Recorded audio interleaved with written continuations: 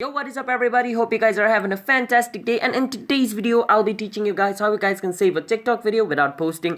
So it's pretty simple, but before I show you the steps, be sure to hit that like and subscribe button with notification on, because it helps our channel to grow. So without any further ado, let's start the video and watch this video until the end without skipping, because if you skip then you guys might get confused on how you guys can do this.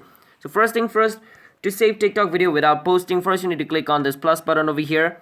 Once you click on this plus button, you can shoot a normal TikTok video using TikTok camera, or you can, select the video from your gallery. So let me select the video from my gallery. I can click on upload. So let's say I want to, save this video. Just 2 seconds, but still, I want to save this video. I can click on next. I can click on next again. I can click on next again. And basically, what we want to do over here right now, listen to me carefully. Over here, who can watch this video is set on everyone, which means the moment I upload this video, everyone can see it. So we're going to change it to private. So I'm going to click on over here. What this is going to do is it's going to give me an option. Now select only me, which means this video is going to be privated and only I can see it. And click on confirm and now post it. Okay.